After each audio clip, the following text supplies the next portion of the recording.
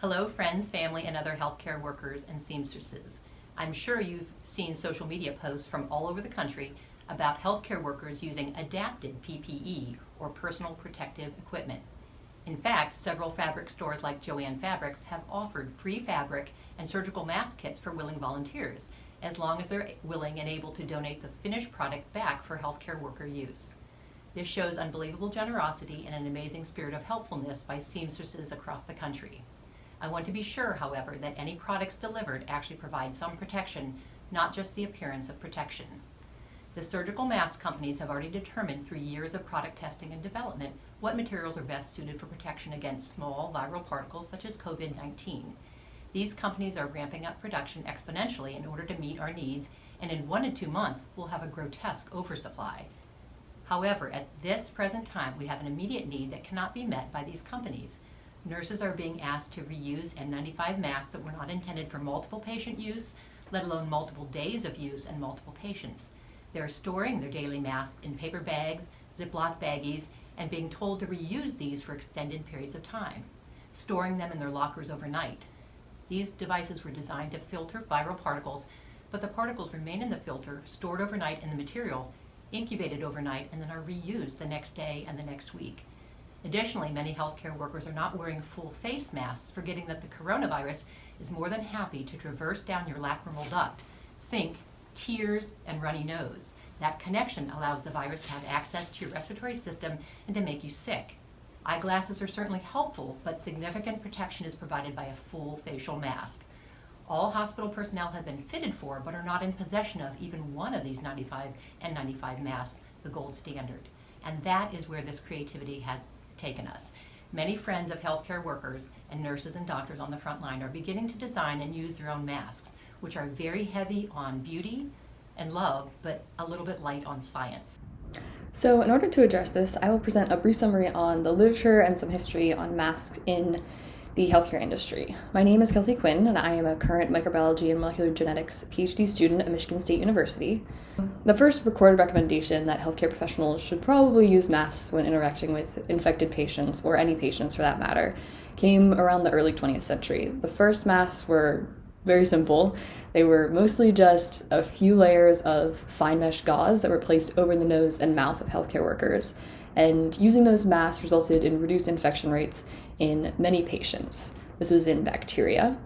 And shortly after that, the use of masks for healthcare purposes became pretty common, and it was recommended that the gauze be single-use only, because it was found that when these gauze masks became moist, just from the moisture that you expel when you breathe, the efficacy of these masks really decreased quite significantly. The suggested time limit for wearing one of these masks was about 3 or 4 hours before they should be disposed of or sterilized and then replaced with a fresh one. After the first invention of those, the first masks were improved slightly by adding more layers of gauze or adding an additional layer of cotton or some woven fabric up until about the 1940s. But even with those modifications, the concern of an ineffectual moist mask was still quite a problem. By the 1940s, the antibiotics had arrived on the scene, so the focus on improvement of mask design kind of fell by the wayside for nearly 20 years. People were just relying on the wonderful magic of antibiotics and did not continue to improve mask design. But around the 60s, some progress was made, and masks were now being made out of some sort of flexible, thin layer of plastic, like a polyvinyl plastic like polypropylene, which we'll talk about later. And they also introduced a place that had a cotton insert between these two layers of breathable plastic to filter out some bacteria and to kind of trap the moisture that you expel when you breathe. These masks were mostly designed to sort of divert the breath of healthcare workers backwards, away from the patient in front of them. But even with these masks, the amount of general bacteria and viruses in the room remained the same, whether the masks were worn or not. So they were definitely an improvement over no protection in terms of protecting both the patient and, to some effect, the healthcare worker, but they were not as good as the masks and respirators that we have today. Since the 1960s, these types of filter-type masks were adjusted slightly to become what we now know of as a surgical mask. Modern-day surgical masks are typically made of 3 or 4 layers, where some cloth or woven fabric is sort of sandwiched between two layers of a thin breathable plastic like polypropylene or some other plastic that we'll talk about. These are just the normal surgical masks that you see in any operating room or on, the many medical TV shows we have. And these masks are more intended to protect the patient from infection during operations, and they provide some splash protection to the healthcare worker and a moderate amount of protection in terms of infecting the healthcare worker. However, the basic surgical mask is not all that effective at protecting the healthcare worker from getting an infection from a patient when you compare them to something like an N95 respirator. And this is particularly true for viruses, which are very, very small, even in comparison to bacteria, and especially for respiratory viruses like COVID-19, because these can stay suspended in the air and aerosolize droplets from a patient that may have coughed or sneezed, and then the healthcare worker may inhale them. And just a basic surgical mask will not be as effective as an N95 respirator at ensuring that those viral particles do not infect the healthcare worker. That's not to say that surgical masks are not effective at all for protecting a healthcare worker. They certainly confer more protection than just a bandana, like some healthcare workers are being forced to use today, considering the significant lack of supplies of PPE, or just no protection at all, which would be the worst case scenario. But the gold standard in this particular case and for most viral infections is an N95 respirator. So the N95 respirators are masks that form a really tight seal around not only the nose, but the mouth in like a circular form to protect the healthcare workers from being able to contract an infection a patient may have. They're called N95 because it filters out at least 95% of airborne particles, and these airborne particles are what are common root on how people get infected because these particles can harbor the virus. Anything above an N95, you may hear about N99 respirators. That's just an increasing percentage of the filtration of the airborne particles. So an N99 traps 99% of airborne particles, but N95 is perfectly sufficient and very effective at protecting healthcare workers. These N95 respirators, you'll see in a little bit, they have a centerpiece that actually works through 3 different mechanisms to trap any airborne particles that may contain bacteria or viruses, so no one is inhaling those viruses and then becoming ill from inhaling those. These are the best masks to use in this situation, but they are in very, very limited supply, and the production of them is not going to be sufficient for the next month or 2 until these can be properly made and distributed in large quantities to all healthcare workers and individuals who may need them. So, what can we do today, right now? Given that the N95 respirators and even now some surgical masks are in such short supply, there are some ways that we can kind of fashion our own surgical masks based on some scientific principles to protect our healthcare workers while we're waiting for those new masks and respirators to be made and distributed. In a moment, Nate will go over some of the important scientific principles behind material selection, but in terms of design of these masks, there are some key points that you should follow when trying to design an alternative mask. 1, make sure that the material that you use can tolerate the moisture that you expel from breathing. Nate will have some recommendations on some good materials that would be useful for making some of these masks, but a good way to approach this is to use a thin layer of a breathable plastic, which he will discuss in a moment. Secondly, make sure that the mask can tightly close around your nose and mouth, such that when you breathe or talk, there's minimal or ideally no gaps between your face and the mask. This is usually done by using a thin metal that is sort of bendable, and you can bend it around the bridge of your nose, which is the trickiest part to make sure there's no gaps. But if you can't get access to these, or if it's too difficult for you to figure out how to implement that into a mask, just try your best. And if you're wearing it, if you're an individual who needs to be wearing one of these alternative masks, just keep an eye on it and be mindful and make sure that you are replacing these masks when you need to, and that you are trying your best to ensure good seal around your nose and mouth. Third, make sure to have multiple layers of material in your mask. Ideally, it should be 3 to 4. Don't just load it up with as many layers as you can. They still need to be breathable, but 3 or 4 is sufficient. 4 would be probably ideal. And as always, remember to replace these masks often. These are not the perfect masks to be using in this situation, so you want to avoid any accumulated moisture, which would decrease the efficacy of your mask. And so I would suggest probably every 3 or 4 hours, if you can, to just toss it, get a new one. So that means you're going to be making quite a few masks, but once you make your first one, it'll be easier and easier to make more from there on out. So you'll go through quite a few, but it's better safe than sorry. So about 3 or 4 hours, it should absolutely be replaced.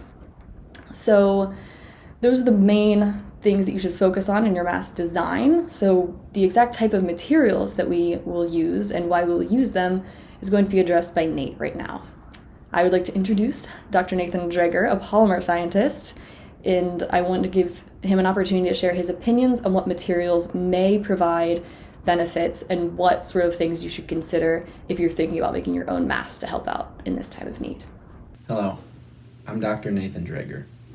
Over the last several months, you've seen many people appear on your TV screens and discuss a topic that has swept across the globe, the coronavirus of 2020, more commonly known as COVID-19. Many medical professionals and government officials have appeared day after day and hour after hour to explain rules like social distancing, shelter in place, and the best way for you to avoid coming in contact with this virus that has caused a global pandemic.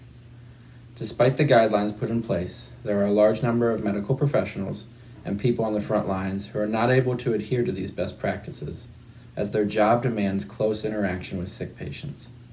In addition, you've undoubtedly heard about the limited personal protective equipment available to many hospitals at this challenging time.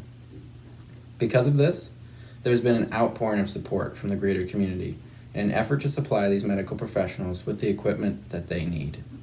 Regular citizens with a knack for sewing have been stitching together fabric masks and donating them to hospitals. Companies like Joann Fabrics have made an effort to donate as much fabric required for this exact purpose. This is a wonderful display of combined philanthropic effort during this time of crisis. While these efforts are a wonderful demonstration of the human spirit, we have not heard enough fact-based information concerning what the differences are between N95 respirator face masks recommended by the CDC for the coronavirus and the cotton ones that are being distributed to health employees across the country through generous donation. Because of this, I wanted to share a video to explain not only the differences, but also how these motivated and generous individuals might better serve our medical professionals and other staff on the front lines with the materials that they select. While cotton is a major mask of choice for standard procedures, it goes without saying that this global pandemic is far from standard. What you've seen on the news are images of doctors and nurses reusing masks over long periods of time, taking them home to wash them, storing them in a locker until the next shift, and some are simply just going without. I want to discuss different materials that can be selected to sew masks that are not limited to cotton, materials that are scientifically proven to be more effective as filtration devices and used for higher grade masks like the N95 respirators you've seen and heard about on TV. I want to be clear from the top, however. None of these suggestions will equal the success and filtration rate of an N95 or better surgical respirator. However, in a time of a PPE shortage, I feel that there are better options out there than cotton in regards to filtration efficiency. We all have our own role to play during this global pandemic. My doctorate is in polymer science, and I specialize in many of the exact materials used to make the surgical masks and respirators that we will talk about. First, I'd like to discuss the difference between masks and respirators for the purpose of this talk. A mask is largely considered a physical barrier between you and other people in the airborne environment. They are not sealed around your mouth, and there is no negative pressure when you inhale and exhale. Air is able to escape out the sides of your mask if the pressure grows too large, directly in front of where you are breathing. This differs from respirators, from the standpoint that respirators form and should form a nice tight seal around your face to ensure that all the air is inhaled or exhaled is forced through a filtration device. Improper use of a respirator, or if a nice tight fit seal is not formed, can result in significantly reduced efficiency of the device, particularly when these are used over longer periods of time. Both of these, although varying in filtration efficiency, can prove useful if they are used properly. Now I'd like to take you to some slides to go over exactly how masks and respirators vary. So from the top, how do masks work? There are 3 dominating ways that masks will filter. In general, if you can picture airborne particles attempting to pass a permeable membrane, which oxygen can pass across, they have to come into contact with this material. For a cotton mask, for example, Particles, particularly ones that are in vapor form, will come into contact with the cotton mask and impact through colliding with the material. This will trap them in the membrane, preventing it from reaching you as you breathe in and out. Another mode of transportation is diffusion controlled. Air particles, although we don't always see them, have the ability to transport around in random motion, otherwise known as Brownian motion. They diffuse all across the air, many of them coming into contact with fibers on your mask, such as cotton, and they stick if they are of the right size. But the major dominating factor for success in a mask or a respirator is electrostatic interactions. And this is really one of the main differentiators between cotton masks and N95 masks. N95 masks are made of materials that have a lot more electrostatic attraction. So what this means is that materials are able to be used where you're still able to breathe in and out of them without having to pushing too hard to overcome the force to work through the porous material. But when you inhale, viruses, smaller materials like bacteria, are stuck to the mask through electrostatic attractions. This is something that is not readily seen in cotton masks. So we've talked a lot about the different types. I'll typically mention non-woven fabrics moving forward. What's a non-woven fabric? So most materials that you've seen, clothing, things like this, you can picture a weave and a loom from many, many years ago when these first things were invented with the cotton gin. Moving forward though, new technology is developed where we're now able to weave fabrics in a way that does not require them to be woven in the traditional sense. Natural fibers like cotton are still woven traditionally. What are the drawbacks to this? Well, for starters, cotton itself is readily willing to take up water. It has a moisture regain between 5 to 10% depending on how it is treated, and the water content of general cotton can be between 6 to 8%. So what does this mean concerning a mask? Well, for starters, over time, as you breathe in and out, there's moisture in your breath. It can limit the efficiency of a mask, and additionally, the water can wear it down and reduce how effective it is over time. When we've transitioned to new methods, particularly using synthetic materials like polypropylene, which is the gold standard for masks, including the N95 masks that you've heard about, what's nice about these is that they're not only non-woven fabrics, but they're able to be processed in a way where you can achieve a large surface area to weight ratio with small fiber sizes. So what does this mean? It means a mask can be lighter, but still have many more fibers per unit area and volume to trap different types of particles attempting to cross the membrane. This leads to high filtration efficiency without difficulty breathing. In addition, the moisture regain is significantly lower than other materials, specifically cotton. So how are these materials made? For someone without a processing background, you can think of it like melting a material in a hot area. And as it melts, you attempt to blow it out with air, spinning it and stretching it until you form it into a sheet. Once it is in a sheet, you can bond it and emboss it in an inline process. What this means is that all of these fibers are woven randomly, however, not in the traditional sense. They're melt pressed. They can since be lined up and wound up and put into things like masks, fabrics, or composites or laminate sheets. Let's talk a little bit more about polypropylene. Why is polypropylene ideal, and why has it become the gold standard for masks? One of the major contributing factors is that it's hydrophobic. In other words, it doesn't absorb moisture. When water comes into contact with it, it repels it. This is great for areas where you'd be breathing a lot. Your mouth is rather concentrated with moisture. As you breathe in and out, it's expected that you will dispel water droplets and breathe them in the general air. Additionally, based on the processing methods I just described, you can achieve tunable fiber sizes, all the way down to micron to submicron, which is going to be important, particularly when using them as a filtration device. Depending on the way that they are manufactured, or for the final application, the density of these fibers can be tuned to match what you're looking for. So there are other polypropylene non-woven materials that are not put into N95 respirators. So let's talk about the difference between the two. If you think about a mask trying to breathe in and out, there has to be a balance between how easy it is for you to breathe and push air out and inhale in versus how well the material filters. Typically, it's a linear relationship for materials like cotton. The more dense you put the fibers, the harder it is to breathe, the harder it is to inhale and exhale, but the better the filtration. And this is a relationship that is hard to decouple. It's often linear. As the porosity size drops, so does it alter the way that you're able to breathe. So how can we change this? With non-woven polypropylene composites, what you're able to do is utilize the electrostatic interactions. It's called an electret. These electret materials, they utilize other polymers or various salts in combination with polypropylene, which allows for them to maintain a constant filtration efficiency without having a pressure drop. As can be seen in the bottom right graph, the pressure drop across the membrane does not change. However, as they increase the concentration of these electret materials, the filtration efficiency goes up.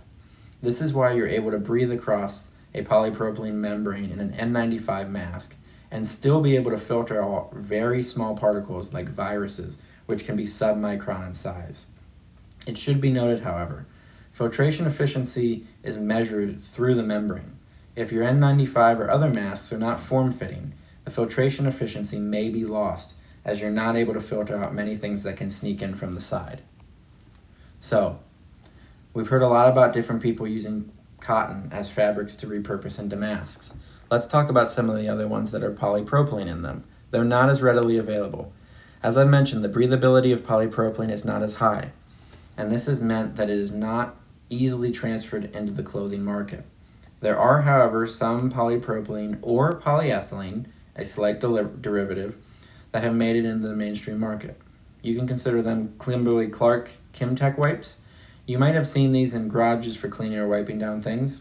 They aren't medical grade, and the composition will vary depending on which brand you have.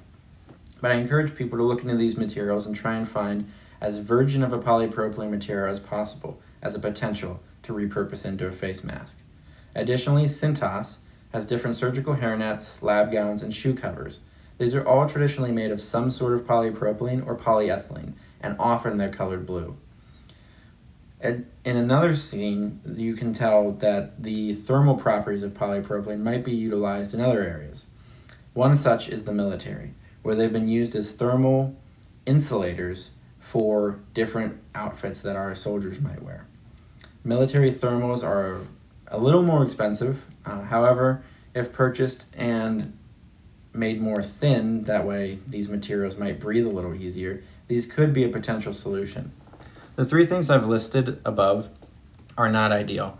And for my final recommendation of polypropylene fabrics to repurpose, I'm really encouraging people to look at Honeywell and 3M furnace air filters.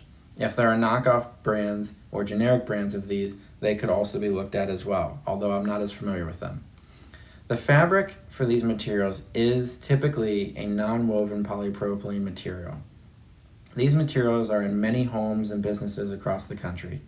What's nice about this material, and the concern that I have with many people attempting to repurpose other materials, is that oftentimes you could have unintended consequences when you take one set of material and then put it next to your face where it was not intended to be. While these statements have not been evaluated for safety, the Honeywell and 3M furnace air filters have been placed in a setting in your home with the sole purpose of air filtration. This sounds a lot like what we're looking for out of masks for this COVID-19 crisis. This would be a reasonable transition to take these materials and look to repurpose them. Now, if polypropylene is not a fabric that you're readily available to get, I would encourage you to look for polyesters, and like I mentioned above, it doesn't have to necessarily be polypropylene. Polyethylene is another material.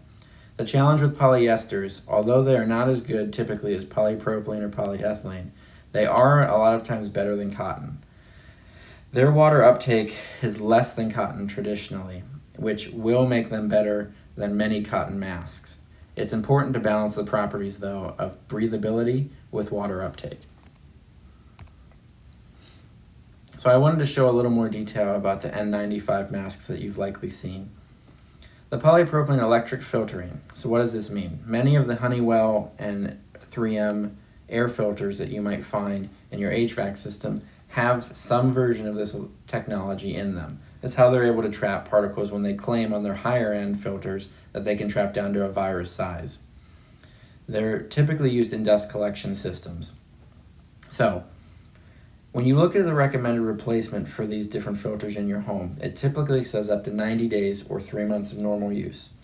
That's because the mechanisms used are as described previously, where it's diffusion, impaction, or electrostatic. These things typically do not go away after 90 days. When you think about healthcare professionals reusing masks, reusing a cotton mask is not a good idea. The vapor that is trapped can contain bacteria, viruses such as COVID-19, and then when they're stored or put away for the next shift without being properly washed or reused, these are perfect breeding grounds for these materials and bacteria to interact and for bacteria and viruses to multiply. So what can actually be happening is a negative effect while using cotton materials. On the other hand, with very hydrophobic materials like polypropylene and these electric filtering, anything that is trapped is likely to remain trapped with limited water around, which is often required for these different types of bacteria and viruses to reproduce. With this, on the right, you can see that when you cut open an N95 mask, you can see the polypropylene layers. There's an outer layer, an electric polypropylene inner layer, and then a third polypropylene outer layer. So when people are looking to really make masks that can mimic what is preferred in an ideal situation from the CDC, looking towards these HVAC systems and the filter fabrics that's inside of them is worth considering. I wanted to show an image of these two different brands. While I don't personally endorse one versus the other, nor do I have the exact specifications of how these materials were manufactured, I can say that they have two different ratings. Honeywell goes from an FPR rating, with 10 being the highest filtration, and then 3M has another rating where 1900 is a filtration rating that allows you to reasonably remove a certain number of submicron particles from the air. These filters and any filters of higher quality would be beneficial if sewn into a mask. Let's talk a little about design, because many people have asked or discussed different ways to sew a mask that could be beneficial for hospital employees. This is one example of a US patent of a 4-layer material. It's understandable that the material that you would want next to your face is not scratchy, particularly when medical professionals are looking to treat patients over a number of hours, many of them pulling double shifts during this crisis. What I would encourage you is that if you're going to have a barrier that's softer, have it be something like a polyester or a polyethylene close to your face. At the minimum, though, you want to have 2 polypropylene filtration layers in there. Hopefully it's from one of the materials that I suggested before. This, I believe, would have the most likely effect to filter out dangerous viruses, which is exactly what we're dealing with in this global pandemic. So please keep in mind multi-layer designs as you move forward. Again, the references for what I've shown are listed below. There are many other references regarding face masks, their efficiency, filtration rates, and what is the proper way to use personal protective equipment in a time of crisis. I want to make a point. None of these things that I've mentioned are meant to replace any guidelines from the health department, medical professional, or the CDC. But as you can tell, the CDC has loosened its stringent guidelines on N95 masks as their supply has dwindled. What I hope comes out of this is that this information supplements concerns about alternative materials for masks during the COVID-19 global pandemic. While none of the materials that I've suggested have been evaluated by the FDA or other governing agencies for safety, and you should use them at your own risk, I would like to point out that I believe these materials are more likely to help filter out dangerous viruses and small molecules than the traditional cotton ones, which we know through many literature research projects that could cause harm if reused over a long period of time. So with this in mind, I hope that these materials are able to provide some insight for people out there who are looking to serve the American public and all across the world by generously donating their time and resources to supplement PPE. Thank you for your time, and good luck and stay safe. Good morning. Now from my home office. it is possible that you have some masks that don't have face shields, or that you've been given cotton masks by your local seamstress guild, and that's very helpful. But one of the things that you'll want to do is to adapt that or retrofit that with some protection for the whole face and eyes. As we talked about, there are many materials that are available. Transparency film is very, very helpful.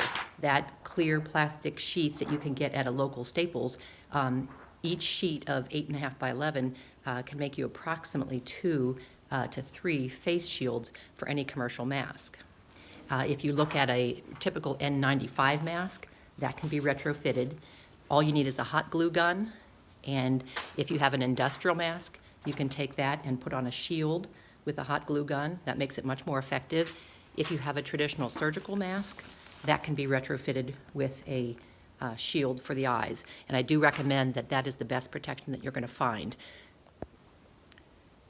So how do you take a cotton mask and make it fit around the nose and around the face more securely to reduce the amount of air that is unfiltered coming to the recipient, the mask wearer?